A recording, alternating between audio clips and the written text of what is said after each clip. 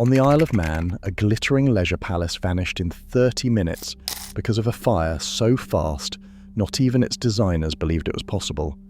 The official story points to a stray cigarette, but confidential memos, missing safety logs, and reclassified materials suggest something more sinister.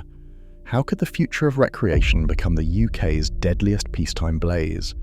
The questions left behind are almost as haunting as the ruins themselves. Oroglass, the acrylic glass that made up Summerland's sweeping walls and roof, was celebrated for its clarity and strength. Chemically, it is known as polymethylmethacrylate, or PMMA, a plastic designed to let sunlight flood the halls while keeping out the chill of the Irish Sea. But beneath its glossy surface, the material holds a hidden volatility. Manufacturer datasheets from the era listed its softening point at around 90 degrees Celsius. That means even a modest rise in temperature could cause panels to sag, deform, or fall from their frames.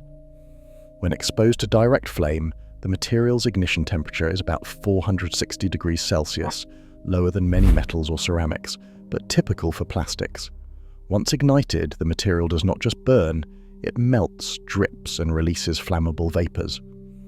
Laboratory fire tests in the early 1970s found that the material burns with an intensity similar to hardwood, but with a crucial difference.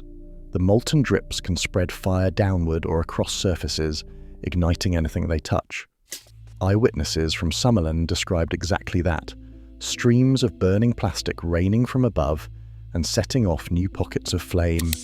Burning plastic became a repeated image in survivor accounts. The smoke produced is thick, black, and toxic, quickly reducing visibility and making escape much harder. SolarX, the proprietary cladding layered over parts of the structure, added another layer of risk. It combined steel, asbestos felt, and a bitumen coating. While asbestos itself will not burn, bitumen ignites at temperatures as low as 200 degrees Celsius, producing oily, choking smoke and feeding the fire's lateral spread. In theory, these materials were meant to withstand the coastal climate and resist routine hazards. In practice, their chemical behavior under real fire conditions was far less predictable and far more dangerous than the promotional brochures ever admitted. Warnings began surfacing before Summerland ever opened its doors. In the final weeks of construction, a memo circulated among project managers quietly downgrading the fire safety rating of certain materials. The document's exact wording and author remain lost, but its existence is echoed in council meeting minutes and recalled by several engineers who worked on the site. The change was never announced to the public. Instead, the building's marketing continued to praise its innovative plastics and climate-controlled environment. Unease grew within the workforce. An anonymous fire safety consultant, never named in official records, walked away from the project after his concerns about the cladding's combustibility were dismissed.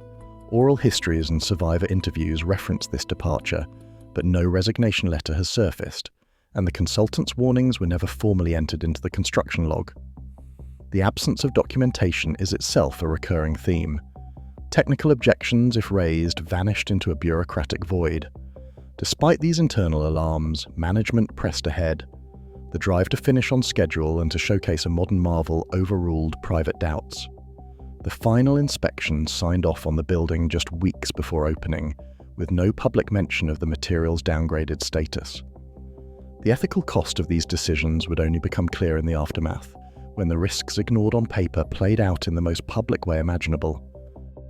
At 7:30 p.m, a fire was reported in a small disused kiosk just outside Summerland's main wall. The official record pins the blame on 3 boys, said to have been smoking and careless with a match or cigarette. Their admission, logged by police, became the backbone of the public explanation. But the story does not fit so neatly for everyone who was there. Several witnesses interviewed in the weeks and years after the disaster insisted they saw no children near the kiosk at the time. Others described a sharp, unnatural sound, a sudden pop or flash echoing from the structure, more like an electrical fault than a dropped cigarette. That kiosk had recently undergone electrical work, yet no maintenance certificate appears in the surviving files. Requests for wiring logs or inspection records turned up nothing. The gap in documentation stands out, especially since building codes required current electrical safety paperwork for all public structures. The absence of these records, whether accidental or deliberate, leaves a blank space where answers should be. What is clear is that the fire did not behave like a typical rubbish blaze. Flames quickly found their way from the kiosk to the exterior wall, fueled by materials whose true properties were still not widely understood. The official narrative, tidy and convenient, sits uncomfortably beside witness accounts and missing paperwork. The question lingers: was this really the work of a single careless act, or did a deeper, concealed failure set the disaster in motion? Flames leapt from the kiosk and struck the SolarX facade. In seconds, the outer wall ignited with a chemical roar. Witnesses on the promenade describe panels erupting in sheets of fire, spreading sideways and upward, far faster than anyone expected from plastic or steel. Inside, the first sign of disaster was a sudden wave of heat, followed by a crackling overhead. Then, the lights failed. Not a flicker or slow dimming, but a near-instant blackout. Some survivors remember a brief flash as wiring burned, but most recall only the panic as darkness swallowed the arcades and pool halls. Thick black smoke poured in, rolling across the ceilings and dropping without warning. Within moments, visibility dropped to near zero. The air filled with the choking smell of burning plastic and oil. People stumbled, calling out for children, friends, anyone who could hear them. Doors that should have swung open jammed or refused to budge. Some tried to force fire exits, only to find them locked or blocked by debris. Others ran for the main entrance, only to be caught in a crush as hundreds tried to escape at once. Audio recordings from the night capture screams, coughing and confusion. Survivors later described the sensation of being trapped in a maze, blinded, gasping, and desperate for a way out. The building's design, once praised for its openness, now funneled smoke and heat through every corridor. In less than 5 minutes, entire sections were unrecognizable, transformed from leisure paradise to chaos.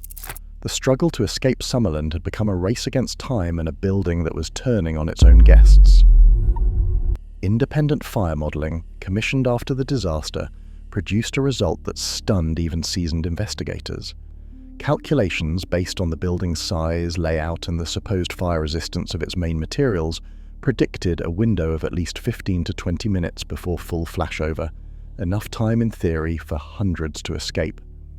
Yet eyewitness accounts and incident reports agree.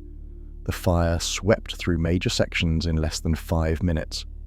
Heat release curves for modern acrylics and bitumen composites show a steep climb in energy output once ignition takes hold, but nothing in the public record matches the velocity seen at Summerland. Materials scientists tasked with reconstructing the event later pointed out that the building's geometry, an open multi-level shell lined with continuous plastic, created a perfect storm for thermal runaway. Still, the gap between model and reality remains unexplained. The original simulation inputs and technical data have never been released, leaving a key piece of the puzzle locked away from public scrutiny. Key files about Summerland's construction and fire safety vanished into sealed archives soon after the disaster. Diagrams that might have clarified the fire's path, including blueprints, wiring layouts, and barrier locations, were never released to the public. Some were described as destroyed, others were simply missing. Official inquiries referenced these gaps, but offered no explanation for their absence. Community campaigners, frustrated by decades of unanswered questions, petitioned for access, but met only closed doors and redacted indexes. Rumors persist that industry representatives pressured authorities to avoid a scandal over SolarX and Oroglass, protecting reputations and business interests while critical test results remained unpublished. Survivors and local historians point out that the rebuilt site, opened in 1978, never recaptured the original's promise. Memorials now stand where the old complex once rose, but the sealed records and rumors of a cover-up have left a legacy of suspicion. The truth, locked in archives, continues to elude those who seek closure. Today, new buildings rise with ever bolder materials, but critical safety data often stays hidden from public view. The unanswered questions around Summerland echo in every sealed file and missing report. Until transparency becomes non-negotiable, safety remains a matter of trust, and once lost, it rarely returns.